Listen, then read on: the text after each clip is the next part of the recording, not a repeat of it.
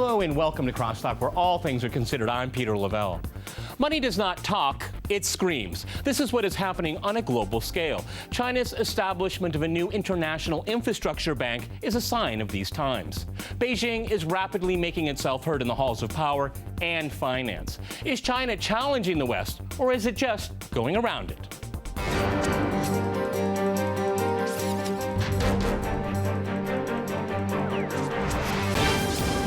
To Crosstalk China, I'm joined by my guest, Amitai Etzioni in Washington. He is a university professor at the George Washington University. Also in Washington, we have Aldo Cagliari. He is director of the Rethinking Bretton Woods project at the Center of Concern. Also in New York, we cross to Sarah Hsu. She's an assistant professor at the State University of New York at New Paltz. All right, Crosstalk rules. In effect, that means you can jump in anytime you want, and I very much encourage it. Amitai, if I go to you first, China is establishing what is called the Asia Infrastructure Investment Bank. A lot of countries have joined it, primarily from Asia, no surprise there, but a number of European countries have actually followed suit too, against the wishes of the Obama administration. Now, this bank is initially going to have about $50 billion in seed capital. What is its significance in your mind? I think we should welcome it. China has a profound need for a secure flow of energy and raw materials. When it's tried to do that by laying claims on the South China Sea and building weapon system to control the sea lanes, the West got very upset, and for good reason. Now they're trying a different approach, kind of a Silk Road in which they're going to do land pathways to Central Asia. The United States has no reason in the world to object the development of a Central Asian infrastructure which will allow China a secure flow of material essential for its economic survival. Aside from that, any increased instability and development in Central Asia is again for the benefit of world peace. It counters terrorism and it adds to government stability. So this initial reaction that anything China does has to be pushed back is really very reminiscent of the Cold War days, where containment was total. Whatever the Soviet Union did, the United States had to block, even if it wants landing rights in Bolivia or any small little thing. We would be much better off, all of us, Russia, China, United States, if we blocked military coercive expansions and welcome economic and development expansion. There is room for $1 trillion in Central Asia for development. There is no reason to worry about 50 billion Chinese dollars. Okay, let me go to Sarah here, because the paradigm of assimilate or challenge. I know academics have written extensively on this, and it makes perfect sense to me. But that mindset remains in Washington. Just what we just heard there. If China's doing something, they must be up to something, and they must be pushed back. I mean, this is not new thinking in the 21st century. I mean, we do have international institutions like the IMF. I don't see why it's a security threat to the United States and the West if China wants to do something parallel. Go ahead, Sarah. I don't know that the U.S. is necessarily concerned about containing China per se. I think that they are concerned about China's record of human rights and environmental degradation. And so that is something that was stressed in the Pivot to Asia strategy, and I think that is something that Washington is reacting to right now. I think that the U.S. is starting to get on board. They've said that the Treasury Undersecretary has said that the World Bank and IMF would be willing to coordinate the financing of projects with the Asian Infrastructure Investment Bank, which I think is a great sign and definitely necessary. Yeah, but at the same time, but Sarah, let me ask you here, because I mean that really gets to the core of all of this here. That's a strategy. What you just said is that China should continue to follow, and I think it's Beijing saying, why should we follow when we can lead, and not necessarily as a challenge, but as in a parallel way. And let's also keep in mind the IMF and the World Bank and other institutions, they back and support a liberalism that the West supports that China certainly doesn't domestically or internationally. Go ahead, continue, Sarah. Right. I would agree with that. I mean, I think that it's not necessarily a containment type of Cold War situation, but that it is. And in fact, Obama has said that He's not attempting to contain China in any way. But there are issues with the Bretton Woods institutions of the World Bank and the IMF in terms of voting power, governance. The U.S. has a huge amount of voting power in both of those institutions, which other nations have been trying for years to try to change. And also, China wants to improve infrastructure within the region. The region still needs about $8 trillion in infrastructure, and this will help China's own growth to develop. So it is kind of a parallel development that China is seeking. Okay, and let's go to Aldo. Aldo, you're the director of Rethinking Bretton Woods Project, which it's great that we have you on the program, because I think China is rethinking Bretton Woods in a big way. Yeah, I think that's precisely what is happening. We have had a large evolution change in the geopolitical scene in the last 45, 50 years. And the Bretton Woods institutions have failed to reflect that. We still have, even you look at the IMF, it's still a quota formula that with some tweaking around is the same quota formula of the 45, 50s. Huh? So China is sending a message saying we are fed up with the slow pace at which the adaptation of these old institutions to the new world in which we are, by the way, the second largest economy by purchasing power parity terms.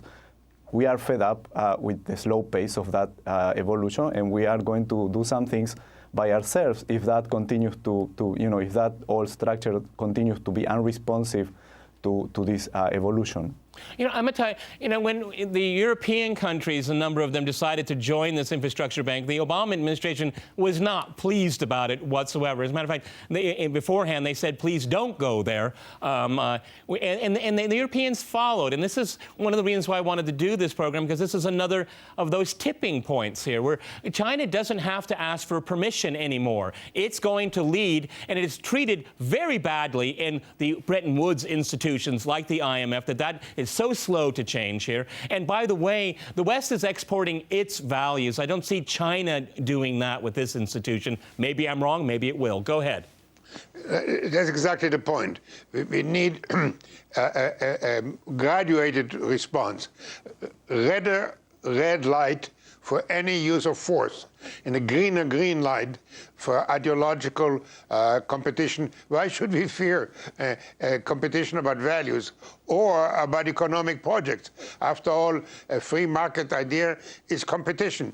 But I want to go back to quickly to 2 points made. First, Peter, you referred to IMF as an international institution. Well, the IMF just gave $17.5 billion to Ukraine. Yeah. Well, is that a politically neutral decision based on economic development criteria, or is that clearly a Western political move? There is no such thing as neutral institution. And second, if I may join my colleague from New York, who correctly points out that the attempts to reallocate the voting rights in the IMF and in the World Bank have been stalled. And in the United States, I'm sad to say, it's my country, is playing a complicated game here. On the one hand, they ask China to join the existing international order, which was fashioned by the West and play by its rules. And when China wanted to increase its contributions to the World Bank and to the IMF, and naturally increase its voting power parallel to the size of contributions, the United States is hemming and hawing. One final point as to the notion that President Obama said that the United States is not trying to contain China. Well, unfortunately, if you look at what's happening on the ground, the United States is developing military alliances with the Philippines. It's reopening its military bases in the Philippines. It's developing military relationships with Vietnam, a country which, all the countries on the border with China. It extended its military treaty with Japan on those little islands which everybody's fighting about. It's conducting joint military exercises and very much pushing India to counterbalance China. If you don't want to call it containment, call it green apple, I don't care. But in effect, it's trying to create a broad alliance and chain of military bases all to contain China. That is limited to military moves. Go ahead, fine. Sarah, go Let me ahead. just finish the sentence, sir. But it could. I would jump in there. Go ahead, Sarah. So the U.S. already has thousands of military personnel all over the world, outside of the United States, and in Asia they have the most military personnel of any region in the world. So it's not necessarily that we're trying something new. It's that we're taking some of the forces from the Middle East and we're redeploying them to Asia. I don't think that's necessarily a military move. That is incorrect. incorrect. It could be in part due to the need to protect redeployed. natural resources. Okay, Amitai, go ahead before we go to the break. Go ahead. Yeah, just one sentence. This notion of just rebalancing is simply mathematically incorrect. The forces are being increased and not just restocked. All right, I'm going to jump in here. We're going to go to a short break, and after that short break, we'll continue our discussion on China. Stay with RT.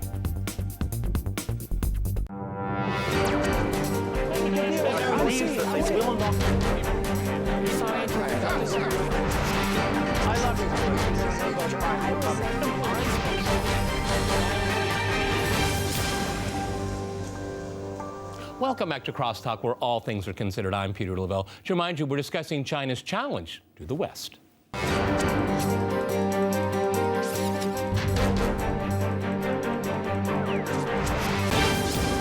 Okay, I'd like to go to Aldo in Washington. Amitai brought up a very delicate point with me, as Ukraine, as all Crosstalk viewers know. We've done more programs on Ukraine than probably any other topic in the history of this program.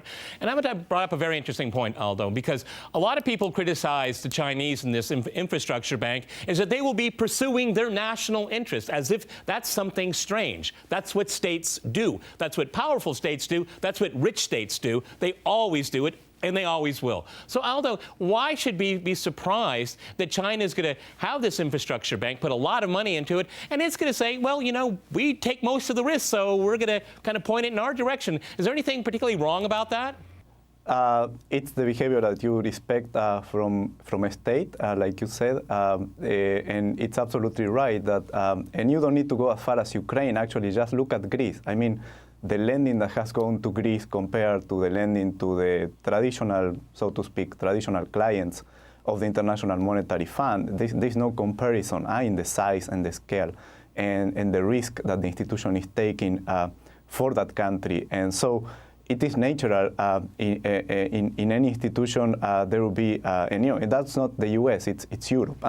And so it is natural that a country would want to use institutions, particularly institutions where it puts a big chunk of money for fostering certain national geopolitical interest. And that's what China is doing. I think there is, of course, an element there also of asserting the role as an emerging power, and in the sense that this is a bank that is going to finance certain priorities, priorities of also of other developing countries. It is not just China. It is filling a gap that several developing countries feel it is not really being filled by the World Bank at the moment, or by other Western-dominated financial institutions. Okay, Sarah, let me go back to you in New York, because, you know, go ahead, jump in. No. That's the point of the program. Go ahead. Well, I would just say that just because the United States has dominated the World Bank and IMF, that doesn't necessarily mean that it's a positive thing, that other nations don't have as much ability to insert their opinion or ideology or whatever you want to call it. I think that the decision-making process should be more democratic.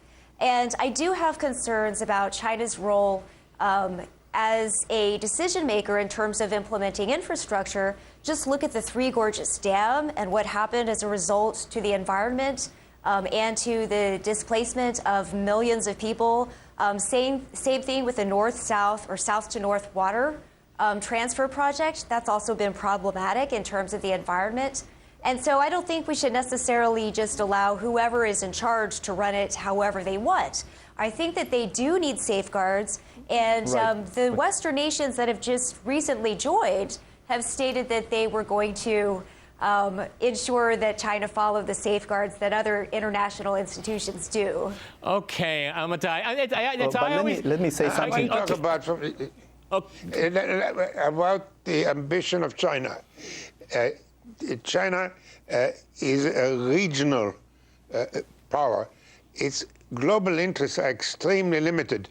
This, again, is projecting the Cold War thinking on the current situation. But there was a global competition between the Soviet Union and the United States. China has absolutely no interest or appetite or capabilities to play a really major global role. If you talk to them, the first thing they point out to you is, while it's true that their total economy is growing, because they have 4 times more people in the United States. The income per capita in China is very similar to El Salvador and Guatemala. They're still very much a developing country with huge domestic needs. Half the country is still in poverty and demanding the same as the other half. So to position China, because it's trying to develop infrastructure in Central Asia, as having some kind of global ambitions, or because they want a little more voting rights in the IMF, is simply a misunderstanding of both China's genuine needs and its ambition. The question is, will we allow them a little room in their own region, which Central Asia is not part of the Monroe Doctrine. It's not an American sphere of influence. I don't know, Monroe Doctrine is kind of global these days, unfortunately. And let me go to Aldo here, because basically Sarah mentioned best practices. She mentioned best practices without using the words, okay? And that's a good point. But Aldo, let me phrase the question. But at the same time, what are best practices? The West, look at Europe and the United States. I mean, their fiscal policies, they're in debt to the point where it may never be paid off. No wonder some European countries want to join this, because maybe they're going to be going to the trough too to be bailed out. Go ahead, Aldo. Yes, right. That's a good point. The macroeconomic policies pursued by the IMF and the World Bank during so many decades, I would not consider that best practices. But let me reply on the specific point of safeguards, which Sarah brought up. And I mean, let's demystify this idea that the World Bank is the guardian of safeguards in the world, and there is the China and other countries actually are the ones that so to speak, resettlements and depriving people of their rights in projects. Actually, on the one hand, you see the World Bank pretty much at this point, just very recently, the World Bank president went on record saying that they want to double lending, and that's going to mean a lot of involuntary resettlements, and basically saying that's a consequence of development. And you see the World Bank embarked in a project of reviewing its safeguards in a way that is definitely going to dilute them, in spite of promises made by the leadership that wasn't going to happen. So you don't see the World Bank really so much defending the safeguards as much as actually trying to lower them down to make sure that they are going to be more. The bank is going to be able to do more of these projects without having to compensate the people who are affected. On the other hand, you have China, which yes, it may be responsible for some bad projects, but you have a country that is taking a lot of steps, for example, on its own degrees of environmental pollution. You see China responding a lot faster, even if you take into account the proportionality component of that, how difficult that is proportionally for a country like China compared to to Western countries, responding much faster to the threat of climate change. Go ahead, jump in. I was in China a few weeks ago during the APEC meeting, and what China announced that is going to contribute 40 billion here and 30 billion there, and the United States announced that it's going to contribute 115 million. There's a point to that story. The United States at the moment is under extreme budgetary pressures. It finds it very difficult to fund even its basic obligation. So in this environment, the notion that the United States would be able to replace China and provide the kind of huge sums needed for the global infrastructure is just inconceivable. We cannot find the funds for fixing our own bridges and railroads. So that is one more reason to welcome anybody who is willing to put money into developing the global infrastructure. Should be kissed on both cheeks. Okay, Sarah, jump in New York. I agree with that. I agree with that. And I would also say that the Great Recession, the global financial crisis that hit in 2008, which began in the U.S., really kind of underscored that the U.S. was not infallible. And at the time, people expected that the dollar would lose significance, that the Bretton Woods institutions possibly would be remade, that this type of world order that is currently very slowly being remade would change. And those things did not happen. In fact, the power of the IMF in particular was underscored by the bailouts all over the world. And the power of the dollar was also underscored as people flew back to treasuries as a safe haven during the crisis.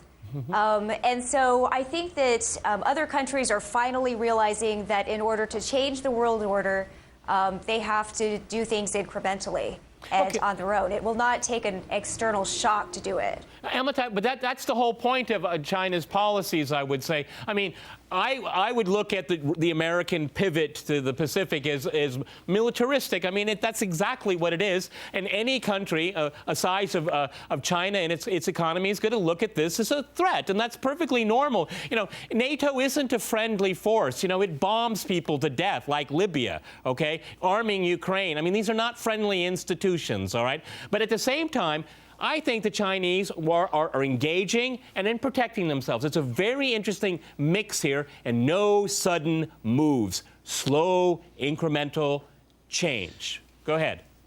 But China as a military, despite modernization, is still very, very weak. They have now one aircraft carrier which they keep running into trouble every time they put it to sea.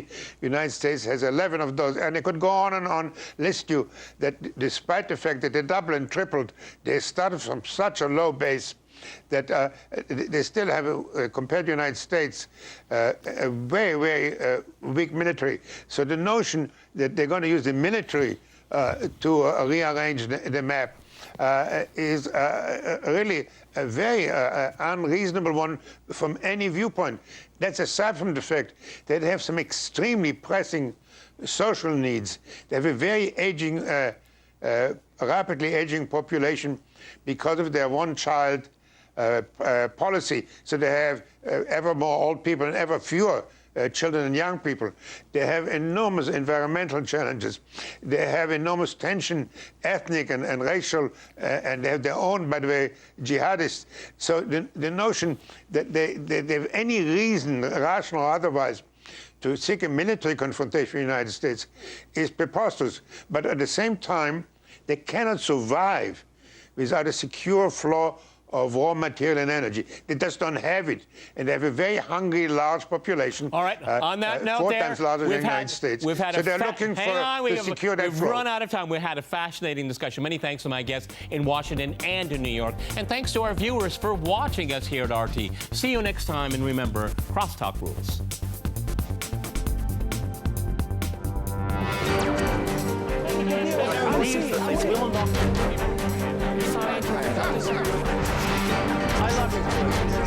I love it.